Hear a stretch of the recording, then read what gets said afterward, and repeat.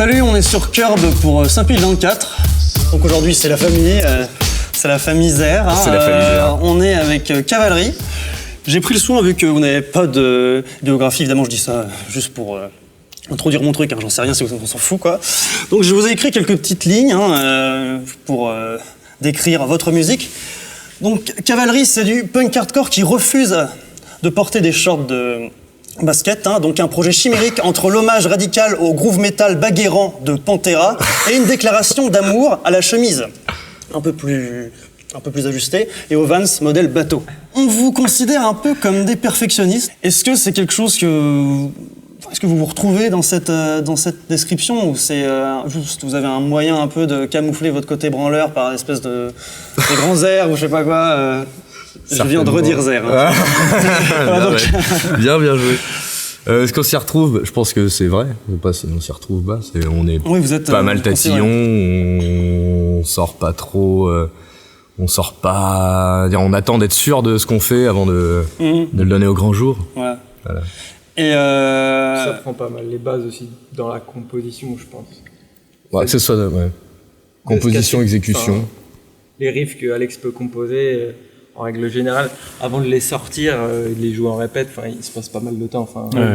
Ouais, c'est long entre les périodes où on compose un morceau et qu'on le joue en live, il se passe un temps assez un bon moment. Ouais. On les ponce à fond. Ouais. Donc vous êtes des perfectionnistes vraiment radicaux. Oh, c'est bien. On a quand même un côté catchy. Enfin, moi personnellement, je pense qu'on a quand même un côté catchy qu'on a envie de préserver. Même si on veut être précis et groovy, c'est un peu... On a ce côté catchy qu'on a... Donc tu dis en fait que c'est nécessaire, ce côté perfectionniste est plus ou moins nécessaire pour garder un peu... pour être sûr de faire mouche, on va dire. Ouais, pour être sûr d'avoir l'énergie maximum du truc, pas jouer le morceau à moitié, quoi. C'est des formats assez courts, c'est pas mal sur l'énergie, donc être sûr qu'une fois que ça part, que ça soit efficace. L'énergie et le groove, en fait, quoi. C'est ça qui est important pour nous. Très bien. Pantera, quoi. Ouais, voilà. Donc, désolé. Le groove metal radical. Ouais, exactement. Toujours le groove metal radical. Et donc là, vous allez jouer des morceaux qu'on retrouve pas sur votre EP, si sur votre démo. Les deux. Pas la démo. Sur l'EP qui sortira. Moi, je parle de ce qu'on trouve déjà là sur Bandcamp actuellement. Sur ce qu'on trouve déjà, non. Voilà. Et mais par contre, donc les deux sortiront sur l'EP. Sur l'EP qui arrivera, on sait pas trop quand, mais qui est en préparation. Décembre, janvier, non. Ouais, février. Début 2017. Début 2017. Mes performances vocales. Super.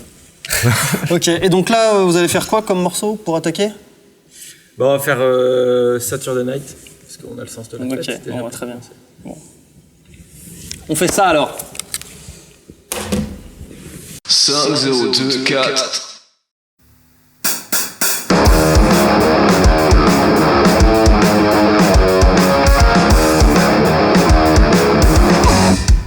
Yeah.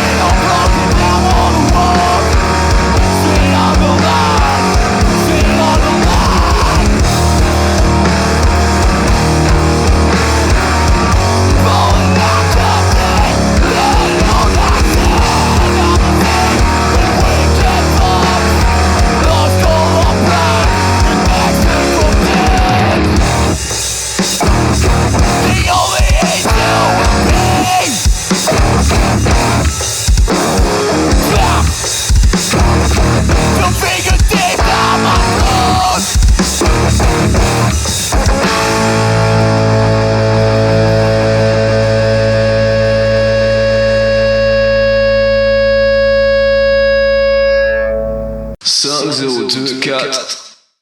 Donc vous venez de nous jouer une chanson qui s'appelle Saturday Night. J'avais préparé une petite question à ce sujet. Est-ce que la fête c'est bien? Est-ce que vous pouvez nous en parler? Est-ce que la fête c'est bien? Je serais tenté de dire oui pour ma part. Est-ce que vous pouvez nous en parler? C'est quoi? De faire la fête? Est-ce que vous faites la fête mieux que les autres? Est-ce que c'est une envie de se mettre en avant? Non, je pense que c'était plus une réflexion philosophique sur pourquoi tu fais la fête, sur le... En fait, c'est ça. Comme une photographie sociale de la fête chez les... La fête 2.0? Chez les 18-30 ans rouennais, tu vois. Je crois que c'est une chanson plutôt légère, au final. Mais pas vraiment. Pas vraiment, ça parle quand même un peu de badé, je crois. Ça parle de faire la fête, mais ça parle surtout de espèce de truc malsain qui On n'a rien de mieux à faire. à chaque fois de se mettre très mal en fin de week-end. La misère. Voilà. Après, je pense que, et c'est ce que vous vouliez dire, on peut très bien faire la fête et ne pas consommer d'alcool. Évidemment. Ça, c'est quelque chose. Évidemment. Voilà. Tout un tas d'alternatives. Donc, super. Donc, on va s'arrêter là pour cette question parce que je sais rien à dire. Donc vous vous appelez Cavalerie, et sur la pochette de votre démo, on voit un bateau. Alors du coup, la mer, du coup, ça m'a posé beaucoup de questions. Je pense que c'est pareil, un peu philosophique, un peu comme avec la fête. C'est quoi le rapport entre les bateaux et puis les poneys? La guerre. La guerre. Ouais. On peut faire la guerre en bateau, on peut faire la guerre en poney, on peut faire... D'accord. La prochaine fois, ce sera une tranchée. Ok. C'est vrai? Je pense qu'on a un assez faible niveau de marketing en fait. D'accord. On ne sait pas vraiment poser la question. Bon, tant pis. Pour réaliser votre petit live champêtre là, qui est sorti, je sais pas, votre live filmé là, qui est sorti. Ah oui, exact. Il y a un an, enfin dans l'année, peut-être pas un an, ouais. Vous avez fait appel à Barman Records, donc des mecs du Havre. Est-ce que pour vous, enfin je sais pas, est-ce que le Havre c'est bien pour vous? Est-ce que non, la question plus précise c'est vrai qu'il y a une scène un peu plus proche de la vôtre au Havre. C'est ça.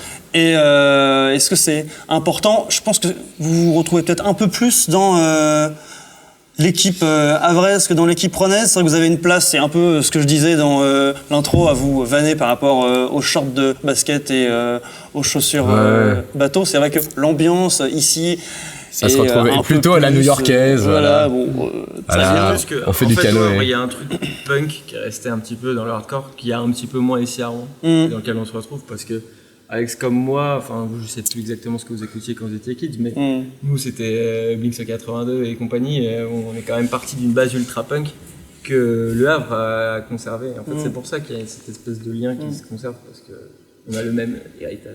Moi, ça me fait une petite relance. J'avais prévu un truc parce que moi, je sais très bien ce que Thierry aimait quand il était plus jeune. J'ai écrit une petite question. Thierry, le métal, c'est super. Est-ce que tu pourrais nous en parler?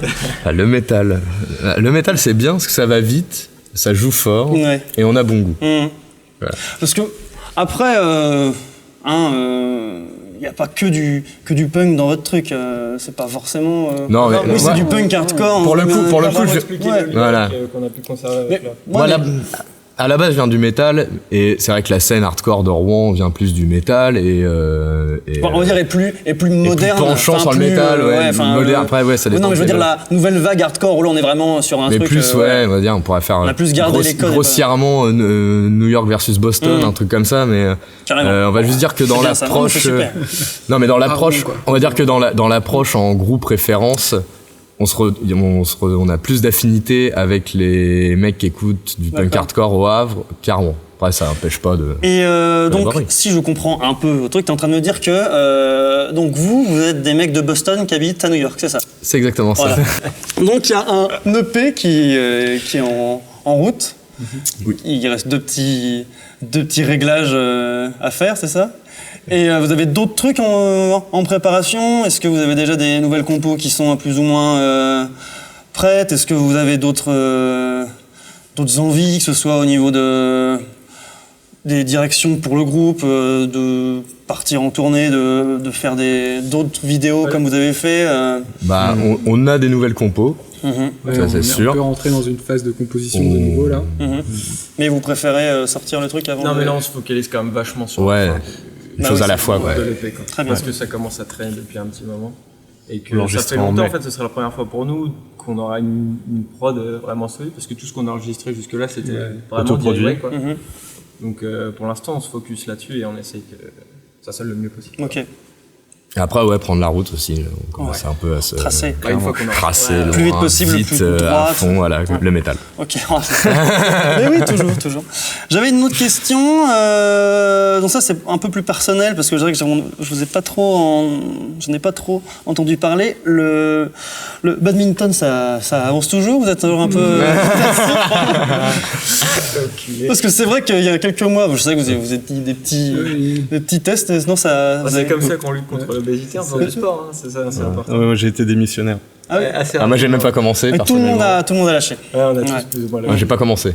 Moi j'avais pris ça au bac et pareil c'est sympa quoi. Mais bon, tu fais ça une semaine, 2 semaines après. On a fait 1 an.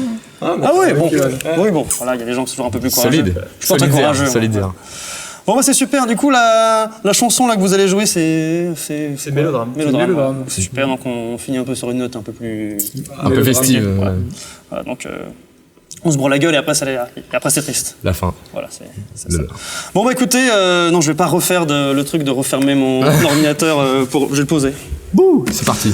Bon, bah en tout cas, les gars, donc c'est à vous de jouer et c'était un vrai plaisir de vous retrouver.